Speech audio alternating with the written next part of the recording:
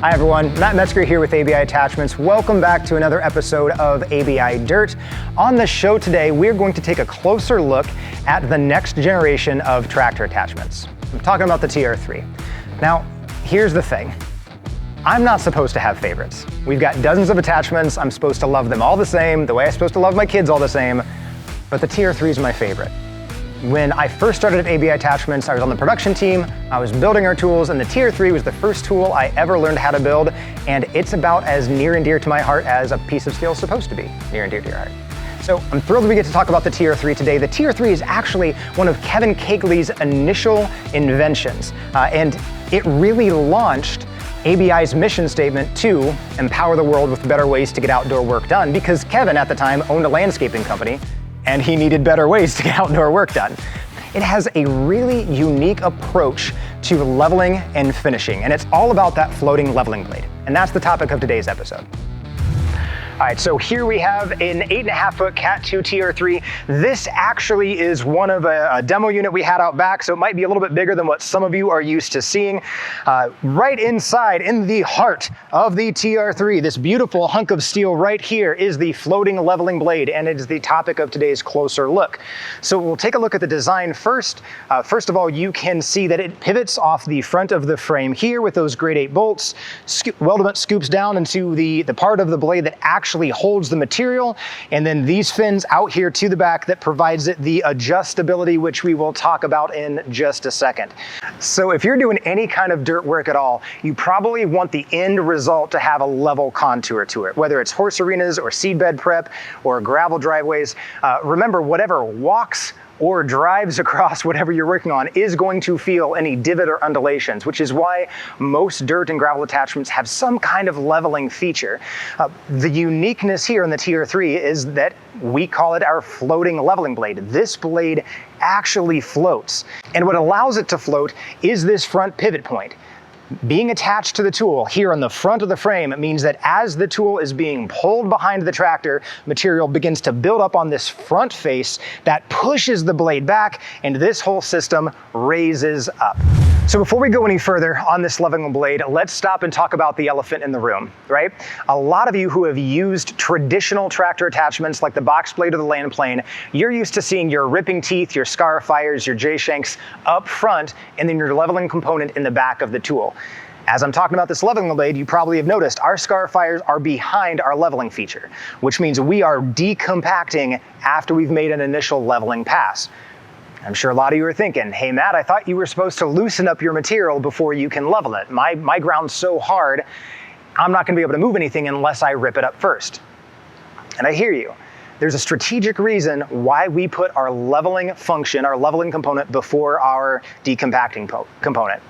And that's because any leveling component on any attachment is going to recompact your surface. However much material you have built up in front of this leveling blade, that material actually acts like a roller, and as it moves and rolls in front of the leveling blade, the weight of that material is again repressing down on whatever your surface is. So if your leveling component is in the rear of your tool, you're recompacting whatever material, soil, seedbed, arena, driveway, whatever it is, you're recompacting it after you've made the pass. The last thing that touches the surface is pressing down on the soil.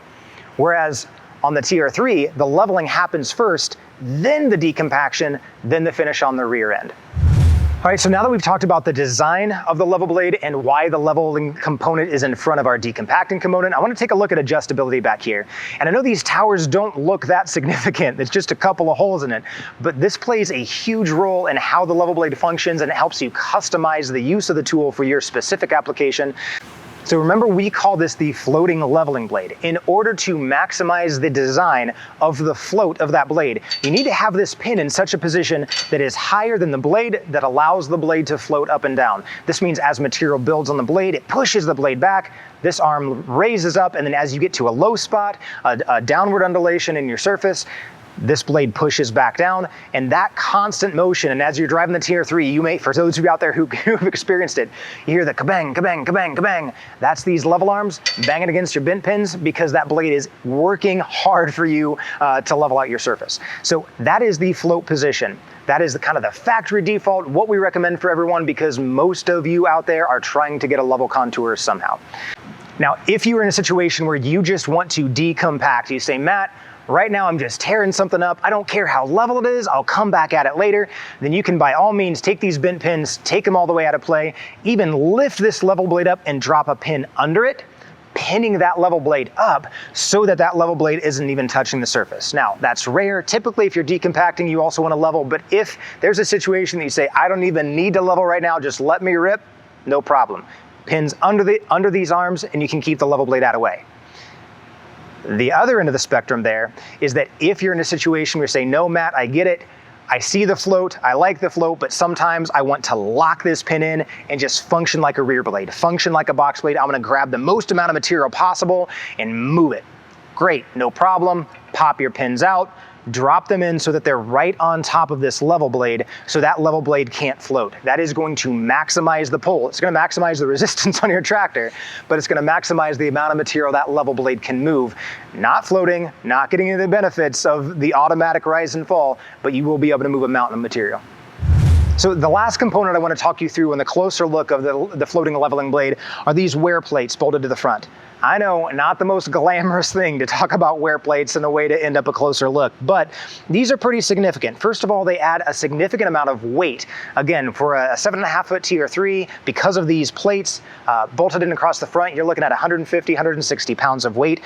Second thing is, we don't want you to have to replace an entire weldment. So we want to give you some steel up front that sits below the leveling blade so that as you use this TR3 for years and years and years, this 8.5 Fred is gonna outlive me, I'm sure, that you're actually just wearing on these plates rather than the bar. Now, for you skeptics out there that say, well, you just want to sell us more wear parts, this steel is actually AR235, abrasive resistant steel, which means this don't go bad. You're gonna put a lifetime of work on these leveling blades before you're ever gonna have to swap them out. We just want to make it easier that when that decade does come, that it's a whole lot easier to swap out a couple of plates than it is to swap out an entire weldment. Second note on these wear blades is you actually see this wing sitting out here to the side. Most of you have already guessed, this wing is to capture any material that is trying to roll out past the tire so that as you begin to collect the material, that floating action takes place, that you don't lose all that material off to the side. Hope you enjoyed a closer look at the TR3 and the leveling blade, which is again, one of the most simple yet revolutionary components on that attachment. If you own an ABI product and would like some insight onto why we designed something the way we did, go ahead and leave me some comments, some questions below. I'd be thrilled to read through and do a segment in the future on something that is actually on your tool. And if you just like seeing closer looks and you're interested in the products and what we do and why we do it, make sure to hit that subscribe button, like the video, share it, and come back for future episodes. Take care, everyone. See you next time.